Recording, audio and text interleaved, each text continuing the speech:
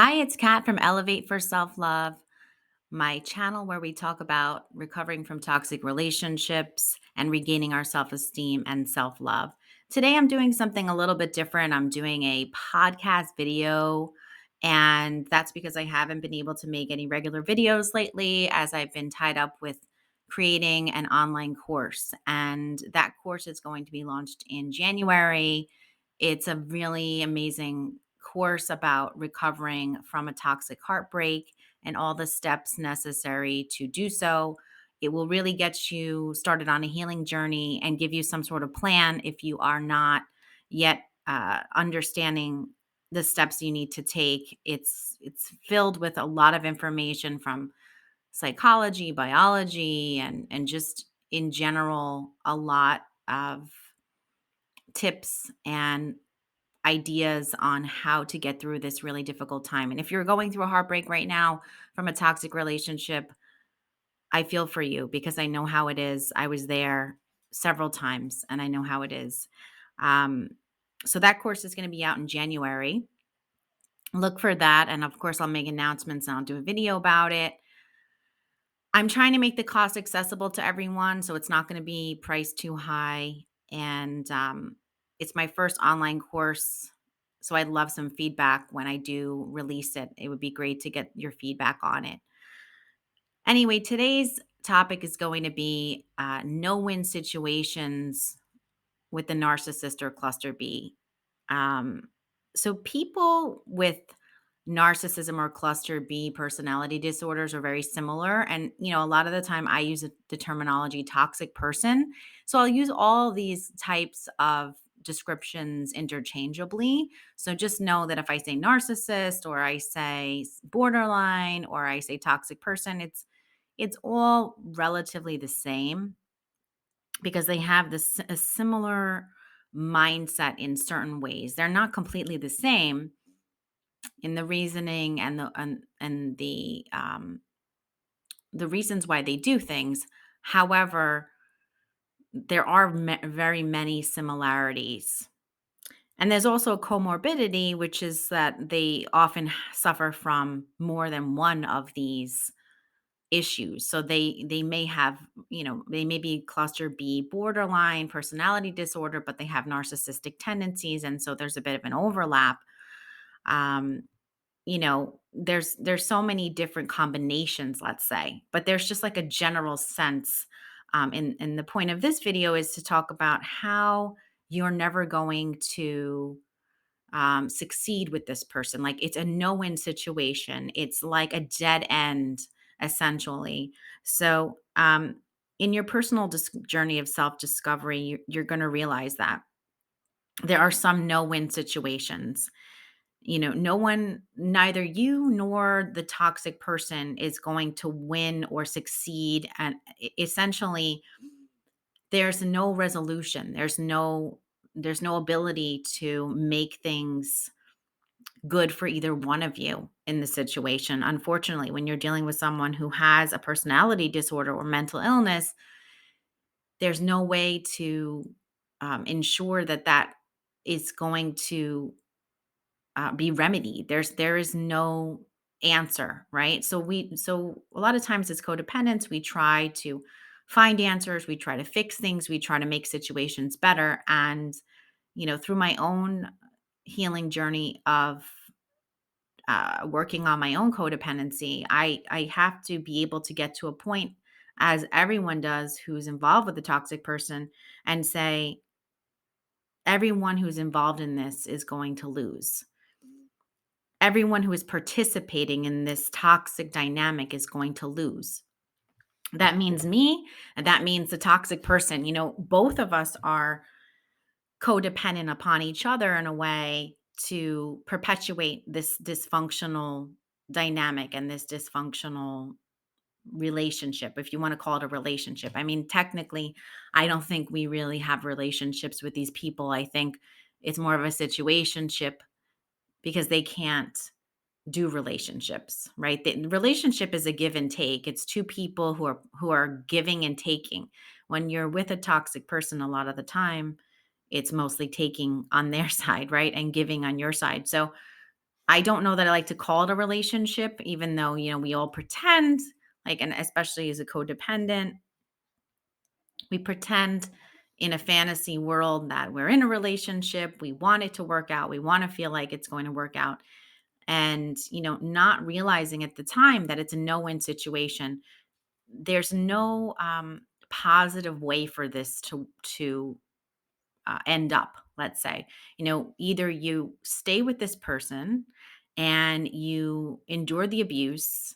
You might be, um, the most kind, loving person that you could possibly be to this toxic person, and you are understanding. You might be a doormat, uh, at the extreme. You could be a doormat and not have any self respect and go along with everything that they say and want, and they'll still find fault in you at some point and devalue and discard you.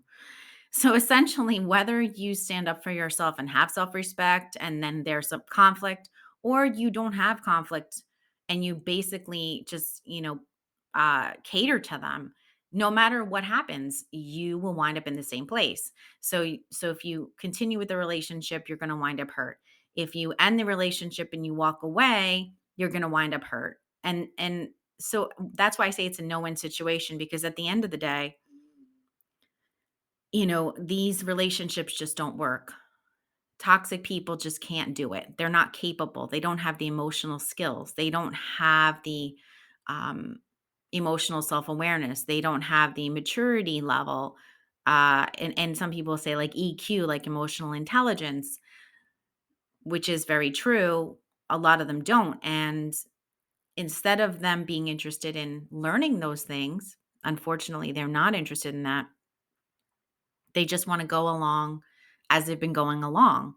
So in some cases, people don't even realize that they have issues that are causing problems in the relationship. They literally don't believe it's them, the toxic people. So you can have someone who's not unaware, and you could be dealing with that. But this is how relationships with narcissists, borderlines, and other cluster Bs will go. No matter how hard you try to love them, to be there for them, to understand, and help them, you're going to go down on the ship like it's the Titanic. But you didn't know that before. You didn't know that going in. And as you kind of live this experience, you will start to realize that it's really frustrating because you wanted to have it work. You might have really put your best efforts into saving this relationship, and it feels like your best is not enough. Like why is it not enough? You feel like I did everything I could and I was the most loving, understanding partner, and you know a lot of people will feel that way. But you can't blame yourself because it's really not your fault. This is almost like an inevitability. It's just it's going to happen with you. It's going to happen with the next person. It happened with the person before. It may happen in different ways, and certain things that change, but ultimately, you can't have a successful, loving, healthy adult connection and partnership with um, a toxic person. They just can't give you the partnership that you desire if you're really healthy and you want something healthy. So it, it's like looking into an empty well for water. It's not going to happen. But a lot of times we feel like failures, and that's something to come to terms with.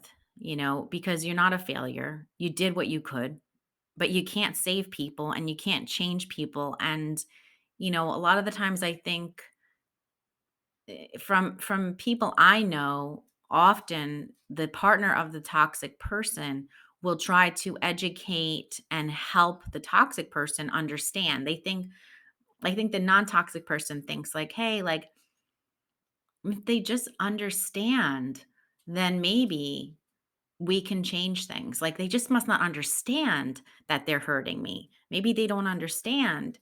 And maybe if I send them this article from online about, how I'm feeling, or, maybe if I talk with them or write them a letter, maybe they'll understand that they're hurting me. And I think Some of them know that they're hurting you and some of them don't. I don't think they're as aware of the effect on the other person. Some of them are so self-centered and so like with blinders on, they don't actually recognize that, how they've hurt you because they're just so focused on themselves.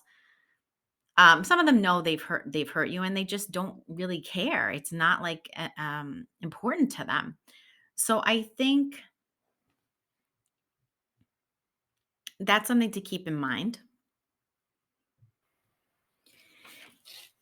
It feels like a failure, like I said, and you feel frustrated that you gave so much effort and so much time. But you really have to just accept that it's something you cannot change. And that's also really hard for codependents, I think. They want to change things, right?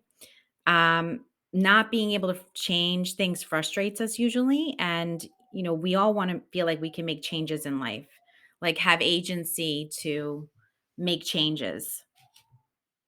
If you really lean towards codependency and you have grown up, let's say, in a codependent household, or you've learned codependent ways, which most of us have in this type of scenario. You want to feel like you can help someone who needs help. You don't want to feel like you're abandoning someone. You want to feel like you're loyal to that person. You don't want to feel like you gave up. It's very hard for people that have codependent tendencies to give up on someone. We feel guilty. We feel bad, and you probably tried so hard to help them, and like, again, there's that frustration. But codependents wind up putting their own needs aside and they self-abandon to focus mostly on the needs of the narcissist or toxic partner, and that's a huge mistake, obviously. um, some codependents might be avoiding their own problems by focusing on the problems of someone else, and that's something you have to really look at and examine within yourself. But I think in general, codependents like to fix situations and they like to fix people, as a coping mechanism to try to get their own emotional needs met. I think as humans, we all have a need for safety and connection, and these are normal, healthy needs. But I think the codependent goes about it in ways that aren't so healthy at times, and again, winds up abandoning their own needs and themselves at the end of the day because they get so obsessed with the needs and the fixing and the healing of the other person and also the relationship. So I think I became very like fixated on fixing my relationship with my ex, and like the solving of the relationship problems, or and researching relationship articles and researching attachment styles and all this stuff was consuming me. On a daily basis, I was trying to make it work with someone who really didn't want to make it work with me. And although they said they didn't have the emotional investment or probably the capacity to meet me halfway in that relationship. Even though they said they did. I now look back and I don't feel that he did. So, you know, it's okay to want to have safety and want to have connection. And one thing I want to just say as an aside, which I see so much and it bugs me when I see it online. Just because you want safety and you feel insecure when the toxic person, let's say when you were in a relationship with them, when that toxic person did things like either cheat on you or say something that led you to believe that they didn't love you and want to be with you, or broke up with you a bunch of times, just because you feel insecure from those things happening doesn't mean you have an insecure attachment style. And I think there's like this whole thing online that really bugs me, that they're making people think they have an insecure attachment style and an anxious attachment style, like that something's wrong with you. You're too anxious or insecure. Um, and that's just not the case. Like if someone is breaking up with you repeatedly, or someone is saying things that lead you to feel that you don't have safety and security in within the relationship, Of course you're going to be insecure. Of course you're going to be anxious. Like that's just normal. And I feel like when people start to look into the attachment styles, there's just so much like nonsense online about that anxious people need to, give avoidant people space and all that other stuff. Well, guess what? Like that, you can do that. But ultimately, what winds up happening is you're never going to get your needs met because most likely it's not just an avoidant attachment style issue. It's most likely something more than that where this person is actually withholding love. So if you're going to be with a partner who's withholding love, whether that's due to their attachment style or not, of course that's going to make you insecure because it doesn't feel safe. It doesn't feel good. It doesn't feel like there's a real connection there or real love. So it's not someone you want to be with anyway. I don't subscribe to this idea like anxious people that get anxious um, based upon someone else's behavior towards them in a relationship. I don't feel like that's the anxious person's fault per se. Yes, like we have a right to control however we react, but to me, it seems like a normal, healthy response to be anxious if someone is not giving you safety and security, and specifically withholding love from you. That to me, the anxiety or the concern that I would feel after being subjected to that would be, I think, normal. So don't if you feel like your partner's avoidant and you've like diagnosed yourself self-diagnosed yourself as anxious, I would just step back and not be so sure because I did talk about this once with a therapist and they said to me, you can become um, a different attachment style based upon your circumstances. So it's not exactly it's not like a fixed thing where you're just one thing. People can trigger you. So, if you are on one side of the spectrum and you're dating someone who's on the other side of the spectrum, it's probably not the best match. And even if you were secure and someone's withholding love, like if you have an avoidant person and they're withholding love and you're a secure person, like, let's say you've been secure in past relationships. So you know that, you're secure. The person who's withholding love and being avoidant with you in this relationship is going to trigger you to probably feel anxious and wonder what's going on. And then being secure, though, you would make a decision at that point and say, hey, this is not for me. Someone who is more codependent or anxious will sort of like continue on in that scenario. Whereas someone who's more secure would be like, look, like I'm not getting my needs met. And so this is not the right situation for me. So that's just like my little aside about attachment styles and I just don't want people who get anxious based upon being abused or having someone um, treat them in a toxic way. I don't want people to think something's wrong with them because I just don't think that's the case.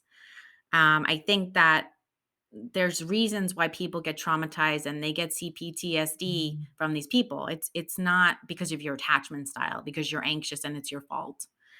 Um, so, you know, after learning about all of these disorders, you'll realize that there's nothing you could have done in this situation. Like it's so such a harsh reality and it hits you like a ton of bricks. It's very, very painful because you literally are at a dead end. You're having to face this idea that whether I stay with this person or I leave this person, we both lose because that person is not getting well. They are not trying to change, and even if they're like making motions or saying that they are, most likely, if you're listening to this channel, they're not changing. Um, and you can't do anything about it. It's their journey too. Like they have to be able to have their own goals and healing journey that they want to have, and it might not be in the time frame of yours or what you want. So there's this kind of lesson of letting go and letting whatever happens happens.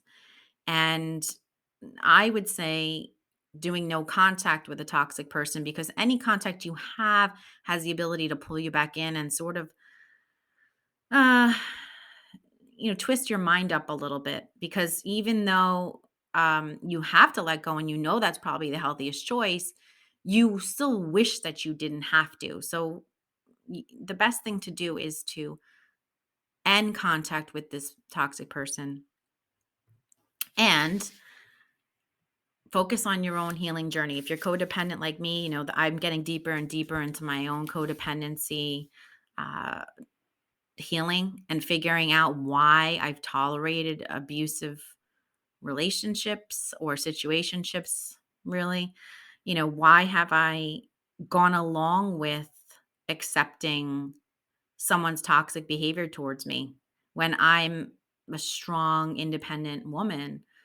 Why have I, caved and allowed that kind of behavior? That's something we all have to ask ourselves when we are the non-toxic person.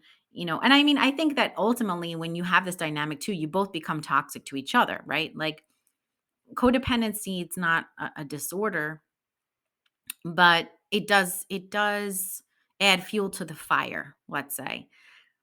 Then again, if you didn't have codependency, or you had your codependency, I think, under control, you wouldn't even proceed with the relationship at a certain point. You would just leave. So, but the codependency ultimately is adding fuel to the fire, and the two people become toxic. They become codependent with each other, because even though narcissists and other cluster B personality disordered people have those issues, they are also codependent in many ways with you. So it's sort of like this toxic brew, and you just have to know that you couldn't have done anything better or different. I'm sorry that you're in this no win situation, and it feels like a defeat. We're taught to keep persevering in life. Like when we want to achieve a goal or something in life, we're taught that successful people don't quit. However, in this situation, I really feel like you need to quit, because if you don't quit, you're going down with the ship, right? And a lot of times we do go down with the ship, but then we start no contact and we try to heal. Um, I hope that this helped you today. And of course, if you haven't subscribed to my channel, please subscribe. I will be releasing more videos going forward, and maybe some of these podcast videos as well. As always, please put your comments below too.